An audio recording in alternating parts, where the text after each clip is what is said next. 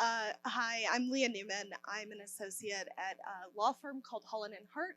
I work primarily in capital markets and securities work. So I work with public companies that have a lot of ESG reporting obligations, and then I also work with quite a few startups, so emerging growth companies as well.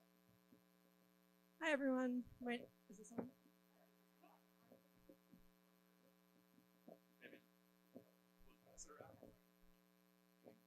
Hi everyone. My name is Erin Kogan. I'm the CFO at a company called Gridmatic. We use AI to build technology that forecasts weather and prices in the wholesale electricity markets. Initially, we started by financial trading in those markets to build and prove out our technology, but now we're in a phase where we believe there's other applications for that technology. Currently, our initiative is to optimize the charge and discharge of storage assets to and from the grid. And we believe that building those battery assets is crucial to get to a 100% clean, reliable, and affordable grid. I'm Carly Abrahamson. I'm a partner with the Colorado Impact Fund. We're a venture capital fund focused on Colorado-based companies that have positive community impact. So the way we think about that is kind of from a who, what, how perspective. So we like to back entrepreneurs that don't always get the same kind of access to venture capital dollars, whether that's female founders, diverse founders, and rural founders. What is sort of your typical thought on impact investing? You know, what social or environmental problem is the company trying to solve? And then how do you run your business? Really strong ESG metrics. And then on top of that, it's sort of just pretty typical venture capital, Series A type investing. So.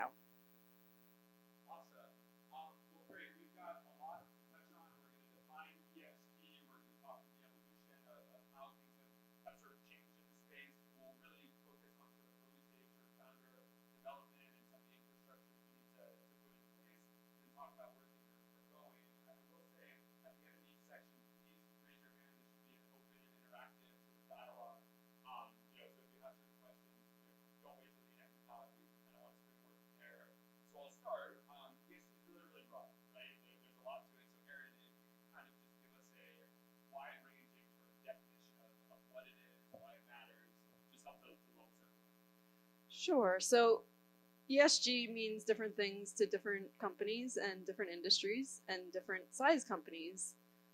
Obviously, when you get to the large public entities, you have to start thinking about the SEC and what they might require.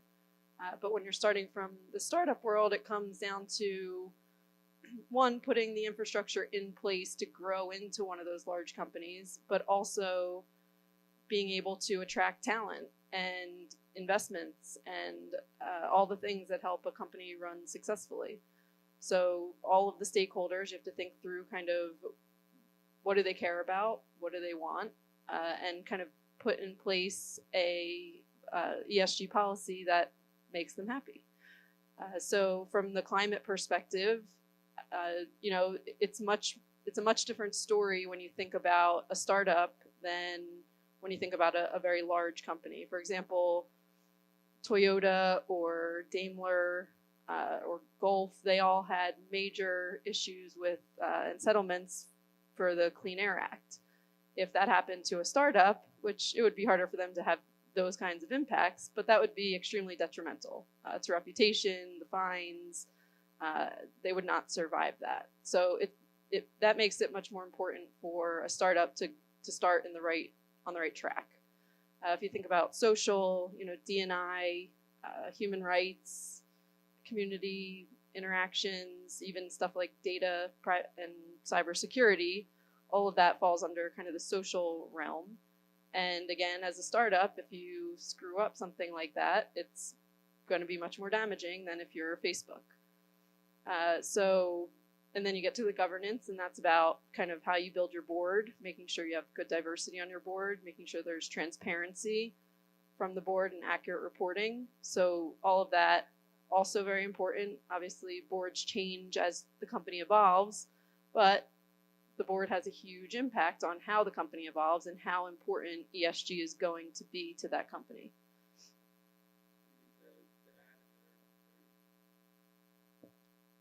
I guess so. This has come up a lot, and as we think of the evolution of importance, you mentioned investment, right? I'm kind of curious because sometimes we think that for investment, whether it's venture capital or public markets, it's just out of profitability, right? And that can be at odds with some of these sort of initiatives and efforts. So can you kind of speak to the evolution and change in the space, why it's becoming more and more important, what you're seeing in some of the companies, the impact on investing in? Can you talk about the changes in environment? Yeah, I think, we really think our perspective and our whole investment thesis is that those two things have to go hand in hand, right? So I think the very foundation of ESG and the types of metrics you should be tracking, the types of policies you should be getting in place are ones that ultimately kind of protect the business and also will help you grow in a way that is sustainable and beneficial to both all the stakeholders in the community as well as the company itself. I think for us, a lot of the things we look at are, what types of really good corporate governance practices do you have in place? Do you have a diverse board from the get-go? Because ideally, studies are out there, obviously, that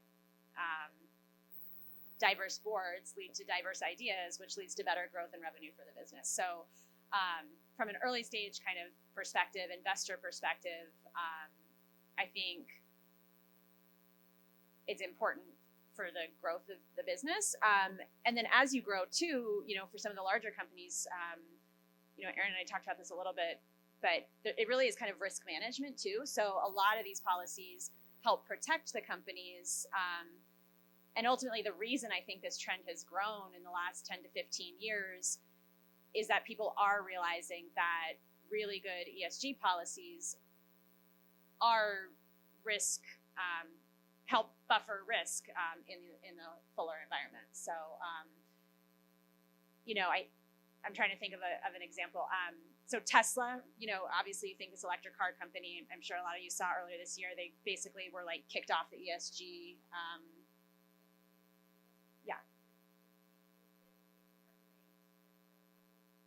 Yeah, right. So it highlights kind of the tricky things here, but the reason behind that is there aren't risk policies in place to prevent the accidents that were happening. Or, and there was one other example, it's leaving me now. But anyway, I think at the basis of it, it's building policies that protects stakeholders and shareholders in the community. So. Can you go a little deeper on some of the risk management pieces you take up before? I was just going to add that, if you think of any single aspect of an ESG policy, all of them really prevent, risk taking. So you think about fashion industry and whether they, use sweatshops or labor unions and how they're treated and whether they're going to go on strike. But all of it comes down to how you treat your people. Is everyone, are people striking? Are they angry? Are they unhappy? Is it harming your reputation if you, are polluting the earth? What is your company doing in your industry? How can you make it better from an ESG perspective? It might be more expensive up front, but ultimately you're going to be the one to survive. Yeah, I think you really saw this quite a bit in the past year also in the IPO space.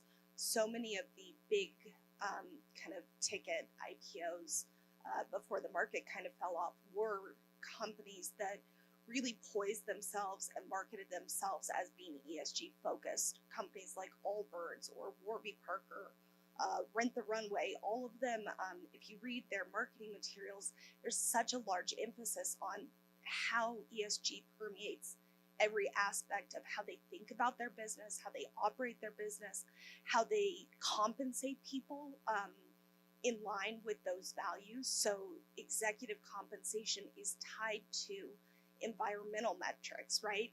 I remember specifically Rent the Runway had this great piece about how they tie exec comp to using less chemicals in their cleaning processes and how much less fabric they're putting out into the world and dyes. And I think it's a really compelling value add statement when you think about how do we go out to investors who are very interested in investing in these companies and show the ways in which this is more than just lip service, right? Like we're actually living our mission, our values, and it goes through every part of our company. I think two things to sort of build on that and feed into the question as well. But I think so. One, you mentioned all these IPOs. Like, what is driving that change? Is it investors demanding it? Is it younger consumers, requiring it how they spend their dollars?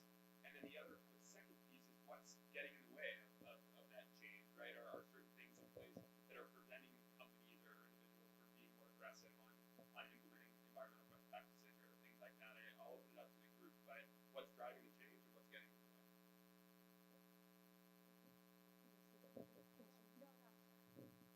I would say each stakeholder is kind of feeding off the other stakeholders' wants, but also they have their own individual reasons to care.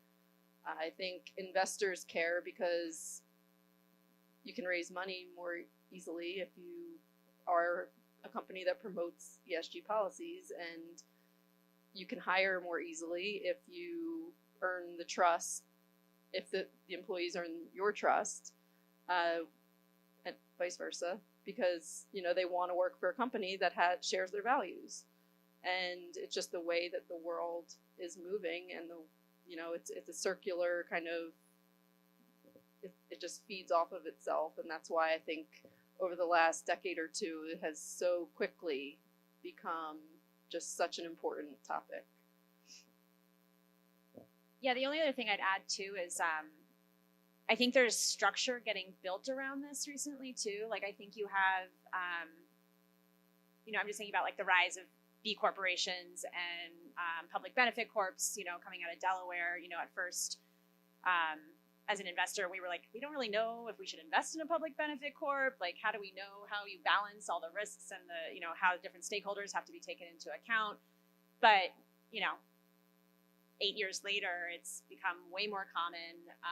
You're not seeing a ton of case law around people suing over it. You might be able to correct me on that. So, but it's just become way more trusted, and there are things in place now to protect the public interest and stakeholder initiatives around it. Right? You got B Corp. You can get certified as a B Corp and check the box and try and get a good score and try and think about all the elements of your company that matter. So in terms of kind of the rise, I would say there's also some systemic change around the structure of building companies and certifying companies there too. So. The only thing I would add is I think there's a broader societal change, especially in the next generation of employees who really are looking to work at a company that's aligned with their intrinsic values. They want to do good, and there's quite a bit of empirical research on this. And so I think that's the only other thing I would say that's kind of driving the trend.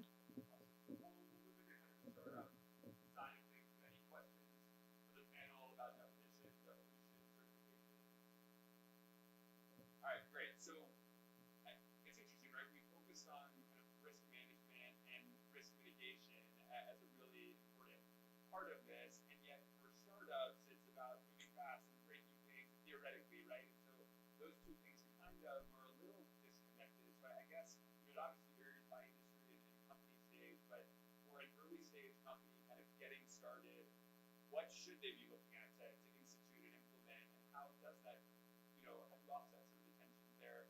Again, for the broader group, but as an early stage company, what are some of the foundational components, whether it's hiring, whether it's executive compensation, like you mentioned, what's the playbook for something like that?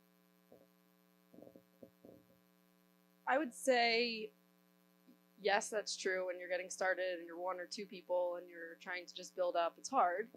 But for one thing, it can be a part of your mission statement.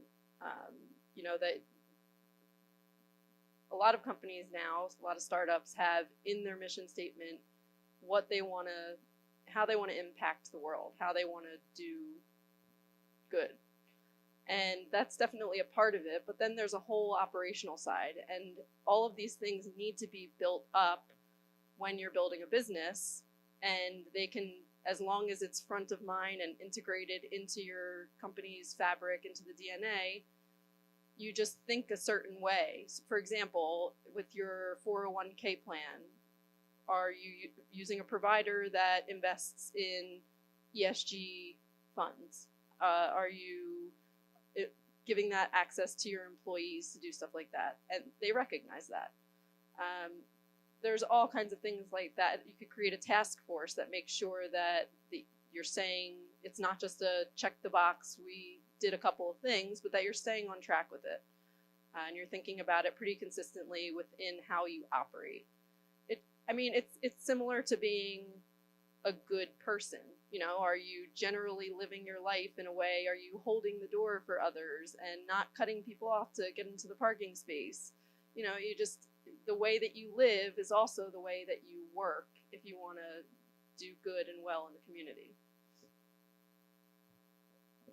I'd also say you don't have to tackle everything at once. I mean, we see a lot of companies that come and pitch us that have, the core of their business is doing something that helps our society, right? Whether it's a healthcare company that's going to lower cost of care to folks that need it, or a solar company that's going to reduce energy costs, So we see a lot like across the spectrum of what the company's doing. I think you can align what you're doing with certain things that just become very important to your business, right? Like you can recognize that, hey, I have a company that I don't need to hire a ton of people, but I want to have 50 people in the next 2 years. How do I think about hiring in a way that is equitable and inclusive, and think about that piece of it, right? I have a SaaS company. I don't really need to think about maybe my whole environmental impact of my footprint, but I can think about who my vendors are. I can think about whether in my office I have a recycling program, So when we look to invest, we've got kind of an impact screening tool that we do that people fill out, and not everyone checks the box on everything, right? But I think there are things that can become core to who your business is and are also achievable and manageable in the beginning. And then the only other thing I'd add to that is that I think setting up some policies in the beginning is also not that hard to do, right? I think you can create, if I was a natural food company, I can have, good policies and make sure that, my workers are not getting hurt on the floor. And what do I do about that? And how do I make it a place where if there's discrimination, someone can come and talk to, the person that they need to go talk to in the office or something like that. So setting up policies and open communication is also not a hard thing to build from the beginning. One thing. I think it's actually a really great time to be a startup because there are so many options available to how you're building your company that didn't exist a few years ago, and now it's much harder for 5-10-year-old companies to start changing everything. For example, banking. There's websites where you can go and find the banks that are they're holding your money. What are they doing with it? And people generally now want to know that. Who are you banking with? It matters. So just things like that make it easier to start right from the beginning. The only thing I would add to that is I think governance is an easy component to get right from the get-go. Your board is really responsible for setting the tone at the top. We say that a lot to startups. Make sure you're putting in place a board that is aligned with your mission, your values, that they understand what it is that you're trying to do. beyond just like the operational aspect, right?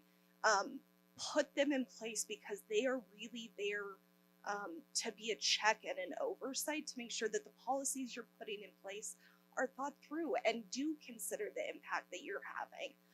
That they're putting in management that cares about this sort of stuff and is taking action that actually is aligned with that, right? I think governance is just get that right from the get-go and it helps a lot. It's an interesting point, right?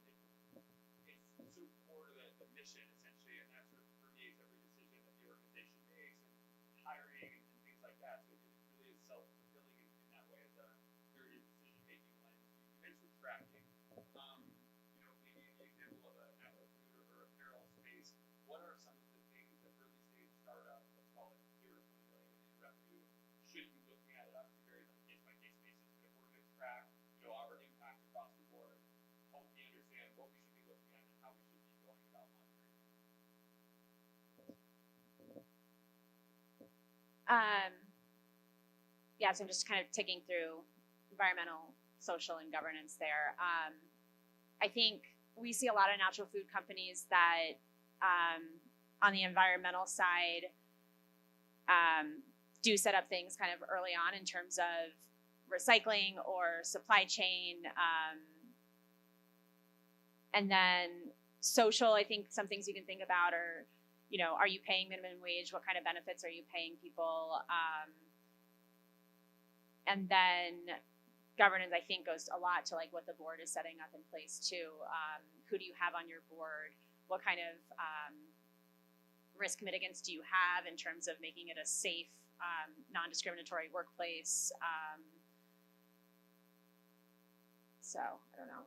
So I work at Cross. We just crossed 2 million in sales. And Yeah. hired a VP of ESG. Yeah.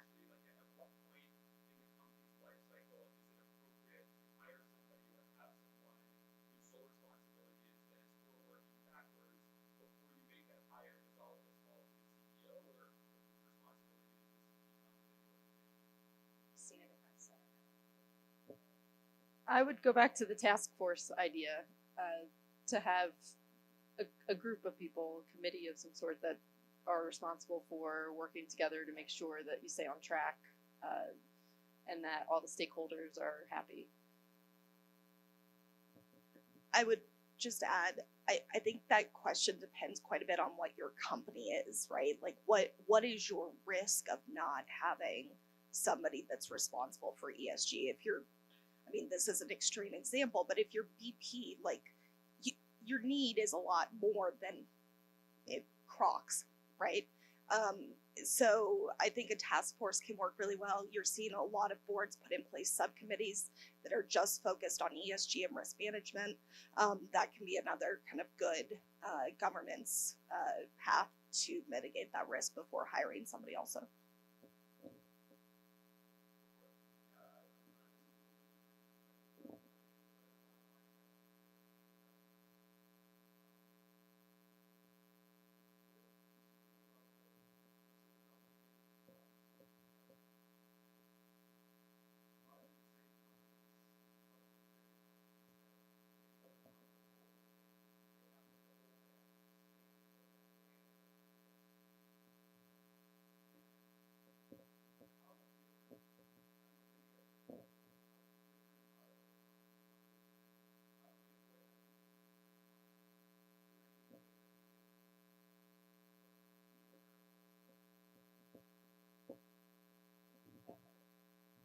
Yeah, greenwashing is real.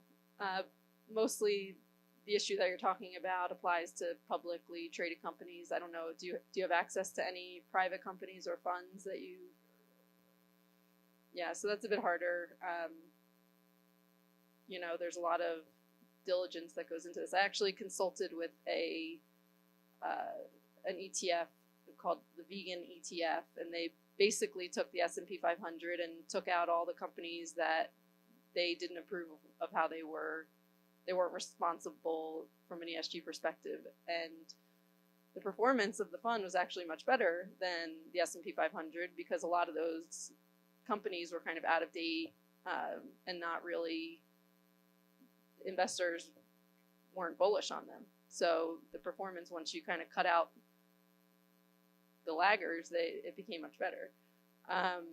So I would say there's certain ETFs that you can look to that, you know, you have to be careful of the greenwashing and make sure that they're not just saying, you know, just because I don't know how seriously to take the MSCI scores and all of that. But I think that's probably the main metric right now that people are using. I think there will be a lot more intelligence in the future as the SEC starts demanding, you know, disclosures and really backing up and getting it audited to make sure that you are compliant with those disclosures. But I don't know that we're there yet. And just standardizing reporting in general is a difficult thing. And I would say for startups, you kind of have to make your own standardized reporting, just by thinking about what's important to your company and staying consistent and tracking data and your improvement and your progress over time. I'm not sure that helps you so much, but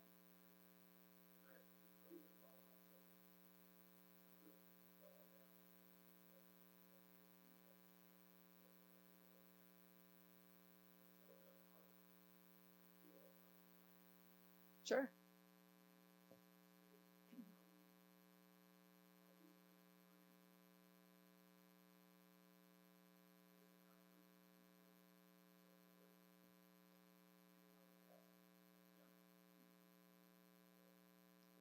We hired a guy from Shell last year, and you know, he tells us about what's been kind of going on internally at Shell and their efforts in the storage space and renewable space. And I do think they get recognized for that, and I don't think they're doing it, you know, out of the goodness of their heart. I think they see that's where the world is moving, and if they don't keep up, they're not going to make it. So I think a lot of the push in those companies is just market demand. But so I don't know that we're discouraging them. I think we're just raising the standard and raising the bar as far as how they need to act, what they need to do for investors to see and notice and care. But that's just.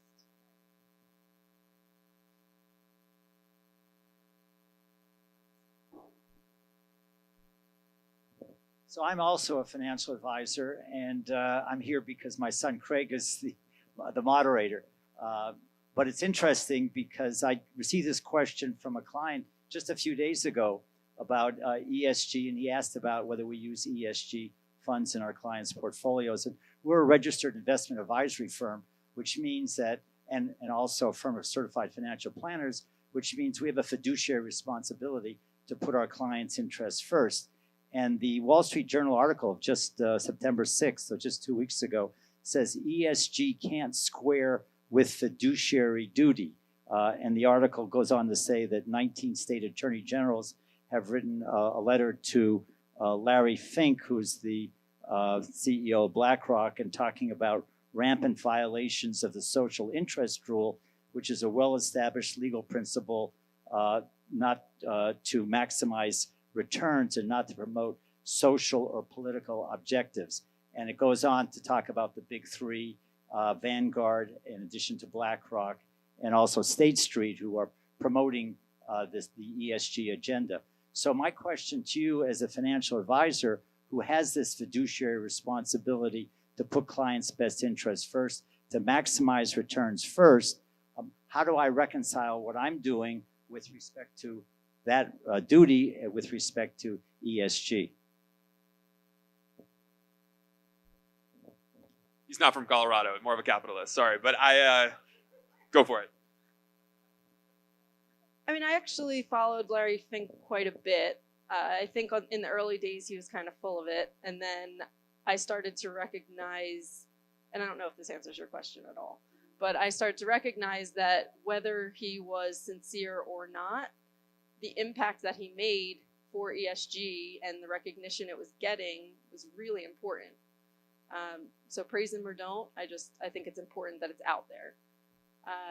But as far as fiduciary responsibility, I think that's a tough one until we get some sort of standardized reporting in place. And I think people like you pushing for that, people commenting to the SEC when they put out their statement, I think in March or I think there was a 60-day window. I don't actually know what happened from there, but so it's still in comment period, making comments, reaching out, getting this to the top of mind of people, because right now, there are several reporting, you have the Global Reporting Initiative, SASB, like there's all these good resources, but nothing has really stuck as far as what is the standard.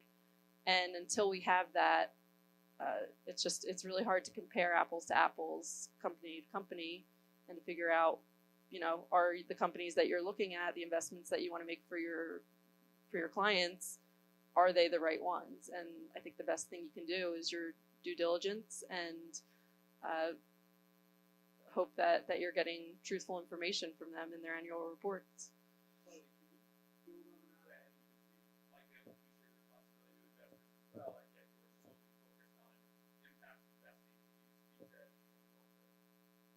Yeah, and I'm really not as close to sort of the big market public company type work, except to almost go back to where this conversation started, which is our foundational belief is that we're going to invest in companies that have social impact, and that's actually driving their business. So I don't want to be super repetitive here, but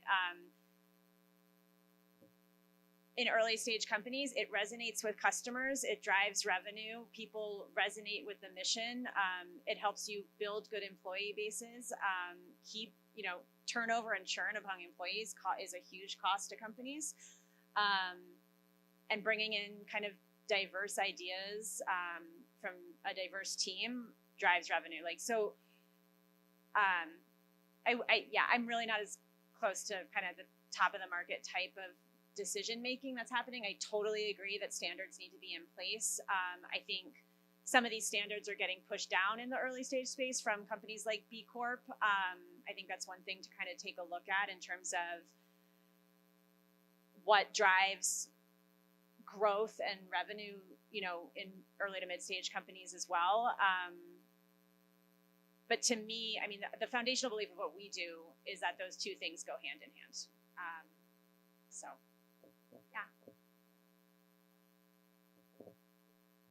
Yeah, just a couple of things to that. Delaware has come up with this public benefit corporation concept, which is a Delaware C Corp, except that it can have a public benefit purpose. And it also challenges the Revlon rule, which is a Delaware principle that a company's goal is to maximize stockholder value. A public benefit corp does not actually have to do that. This isn't legal advice, but you are seeing states question how they create corporations and what kind of value you can have in different structures. So it's not an answer, but I would say people are having those conversations.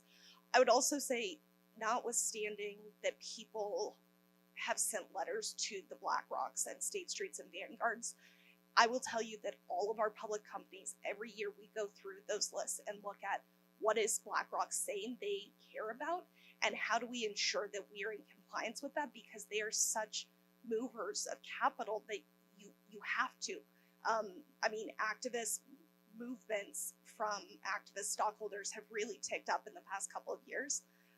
And so, for better or for worse, the policies that those large institutional investors are putting out does have an impact on the market and the response that public companies have to that.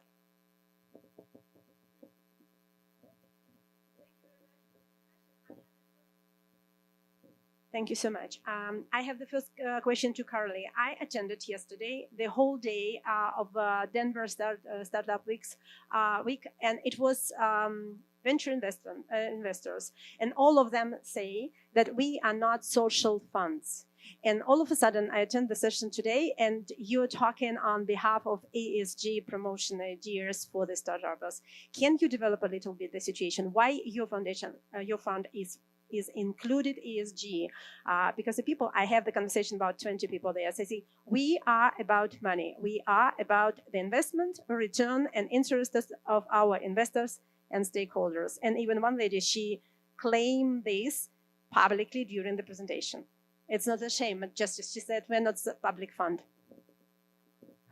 It was one of the lady who was making the presentation yesterday, and she is from Boulder venture investment company. She said we are not social fund, and she said we're interested in revenue and financial profit.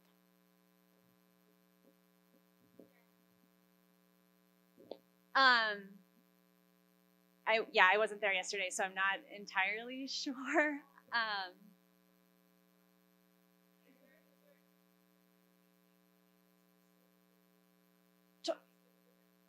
Yeah, no, I would say most venture capital funds, yeah, exactly. I mean, have different investment mandates and different missions, and yeah, I think a lot would not necessarily claim to have to stick to impact. I think what we do is probably unique in that sense. That said, we partner with a fair amount of funds in town as well who have their own kind of impact. And impact and ESG, so I don't necessarily want to conflate the two. I know they're different. But there are some kind of clean tech funds out there, and they have kind of like what UN principles is this company trying to solve for, and so that's how they screen it. You know, they're not going to be necessarily looking at the same governance or diversity initiatives. We try and think about some ESG management tools as a mechanism for growth and development too, but we're also we're not an ESG fund either, but it's how we think about being an impact fund here in Colorado. I hope that's helpful. I don't know if that. Can I add one thing to that? There's all different types of investors, and some of them are very specific in what exactly they will invest in, and others are much broader. So for Gridmatic, my company, we would look for an investor that cared about what's called the UN Sustainable Goal number 7, because that's for providing affordable, reliable, and clean energy. And that there's certain investors that specifically kind of hone in on that UN SDG. And then there's investors that hone in on other SDGs. There's clean water or poverty or, you know, several other issues. So that's why it's really about defining who you are within a company to figure out who your investors and partners should be.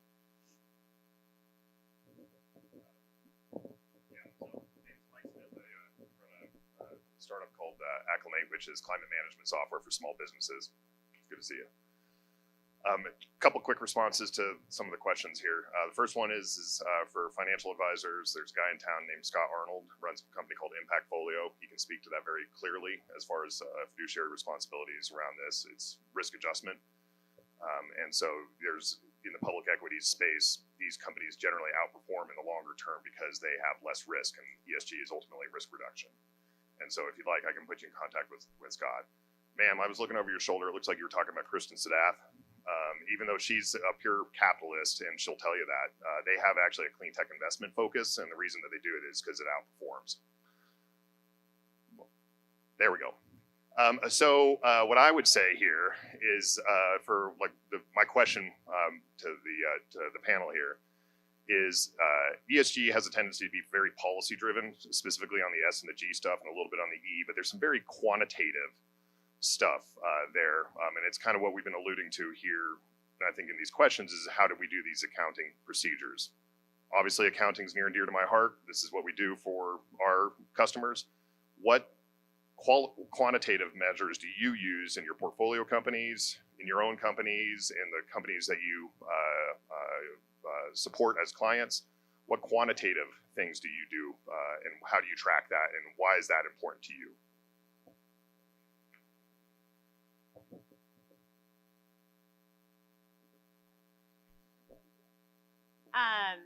We've created our own in terms of like the quantitative analysis we do.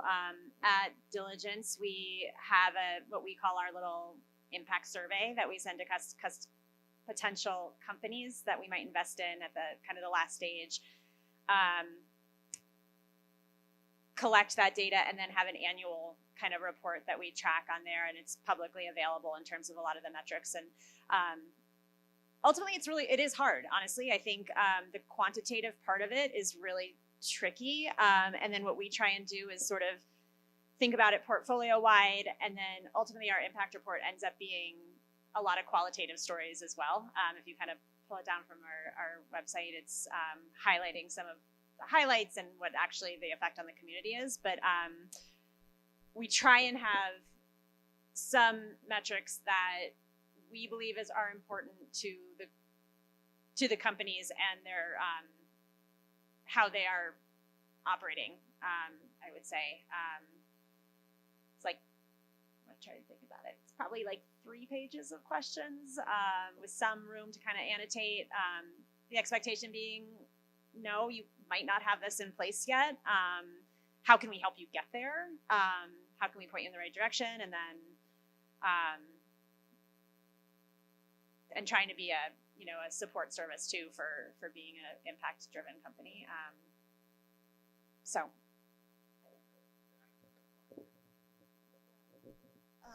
I mean, for public companies, this is obviously a huge area of focus of the SEC, especially in the ESG space.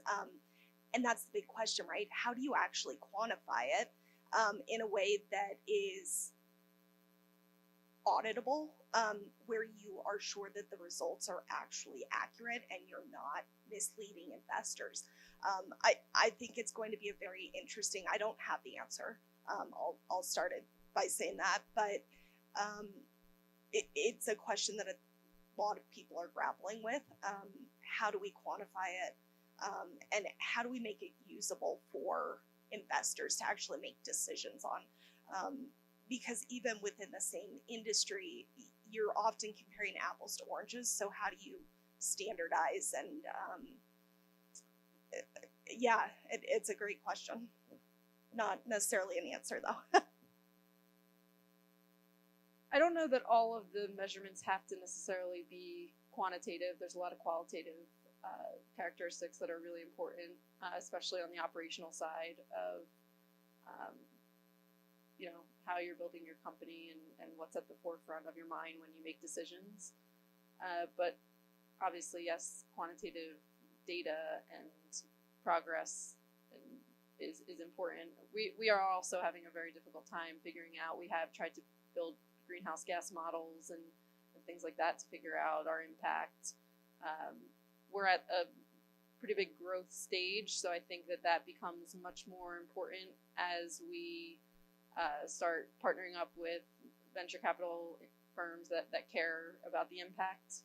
They're just not going to invest in us unless we can quantify those things. So it does become very important. It's just, that's one of the things that I would say you have to get to a certain stage of your company to be able to do well.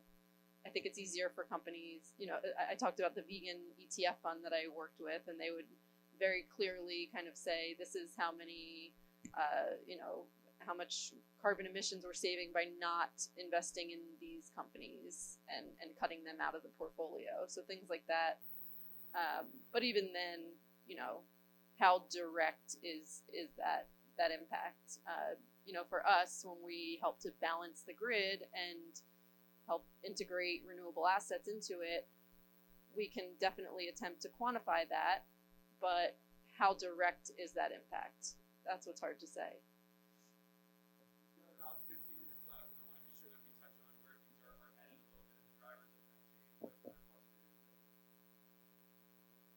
What kind of question is it? I have the question to all panelists. You said this is now, Special Erin said, a good time for startups to implement ESG agenda. And I would like to ask you, why do you think so? Because based on my professional interest, I'm from Russia, and ESG is a part of my professional curriculum, is that ESG is extremely costly in terms of implementation. Startups are struggling with financial issues related to create a sustainable financial financial model. In the same time, ESG needs special requirement and resources from human resource from the company. At the same time, I'm pretty sure it is the same in the United States, but I can state more about the European experience. It means there are a lot of professionals who are advisors and who are helping to create the measurement, to make an assessment in the question of corporate governance and social issues or green agenda, because the people and startups and even the business we're talking about, British Petroleum, they are not specialists in it, and it cost every single step in creating, implementation, and development of ESG agenda cost enormous of money. And if you can provide some your ideas on this topic, it would be highly appreciated. I agree. It's certainly more expensive to do things in an ESG focused manner than not. Same as eating healthy or eating organic. It's just more expensive to do better. But my point was that you're making decisions when you build a business that you have several different options in front of you, and you can veer yourself in the direction of the one that is more ESG focused. And the banking was an example of that. So, there's a Bank for Good, I think is the website, and they list different initiatives that different banks take and how they're using the funds that are sitting in their accounts. So if you have the option between banking with some dirty bank that's using your money to, fund sweatshops, I have no idea what that bank is, but I know that not all banks are good. You can veer yourself in the direction of a bank that does share your values, that does care about what they're doing with their money and how they're affecting their communities. So things like that, when you're making decisions, if you're choosing a 401k provider, like I said, you can choose. We went with Betterment because everyone in our company cared about having the opportunity to invest in, put their 401k in companies that are ESG focused. And so even though that wasn't the easiest choice for us necessarily because it wasn't integrated with our PEO, employees appreciate that opportunity. So my point is, as you make decisions, if you have ESG at the forefront of your mind, instead of, just picking the cheapest option or the most convenient option, you can make impact that way. And it shows that it's in the fabric of who your company is, what your mission is, what you care about, what your values are, versus just getting up and running and go. And I think that longer term, maybe it's expensive near term, but longer term, in the way that it helps you retain talent, in the way that it helps your customers see who you are and gain their trust, I think then it adds a lot more value. And by just kind of building up with the cheapest option and then switching later, that can be very expensive too.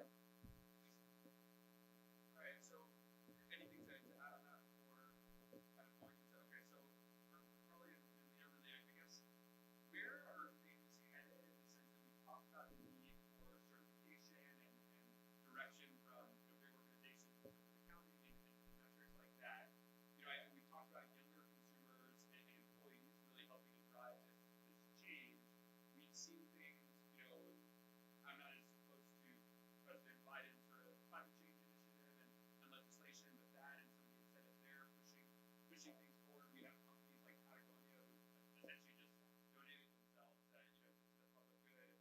Where is this headed over the next 5, 10, 15 years? What will be the drivers of some of the bring us even further to the forefront than we did?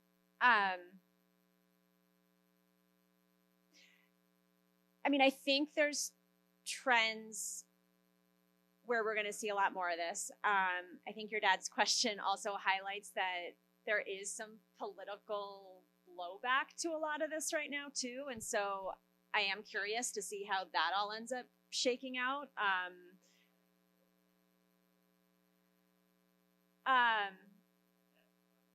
Yeah.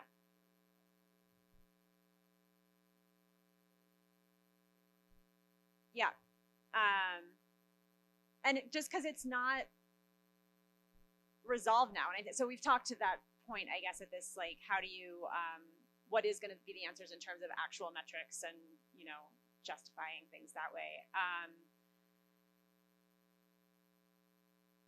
I don't want to be repetitive. I feel like, there's, I do think all I can see is here in the Denver community, having done investing out here for the past 8 years, is I would say 8 years ago, we'd have companies pitch us claiming they were an impact company, and you kind of had to be like, so go into that a little further. Tell me, we're not seeing it, right? Whereas now, it's why people are starting companies. I mean, I talk to a lot of college kids too, and like through entrepreneurship programs. There's passion now to change the world, and I'm not saying it wasn't there before, but it's evident and it's in your face. And I do think it's why young people sometimes are working for that at this point, or not working that hard either. So I don't know. What about the rest of the group? Where are things headed and what's driving that? I do think you're going to see more growth in this space. Clearly, there's interest from investors at kind of every stage in that investor span, right? Like everyone from the Carleys and Aarons of the world up to public companies, you're seeing allocations of IPOs going to funds that are focused specifically on impact and ESG investing, right? I do think that you're going to continue to see a lot of people try and quantify their impact. So I think B Corp is going to continue to gain prominence and importance in this space. I don't know that we're going to see many more Patagonias. That's a pretty unusual path, but who knows? I agree. The space is gonna explode if it's not already, and that some sort of metrics and reporting are the key, and that the huge challenge is in standardizing this because every company, every industry is different. So in my mind, auditing these things is going to become a huge thing, just because you need someone stamping approval that this company is doing what they say they're doing, and that whatever they're reporting, you can trust. So, I think this is the post-Enron version of, greenwashing is going to cause a whole new level of audit.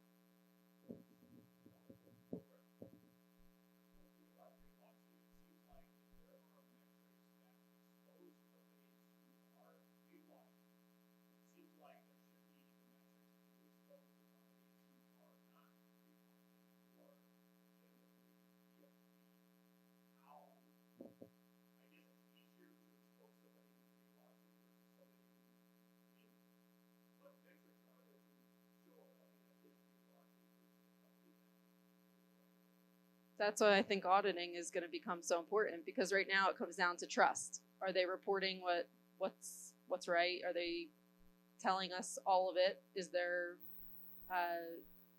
something that they're reporting but not telling us the other side of it? It's a lot easier with public companies and the level of,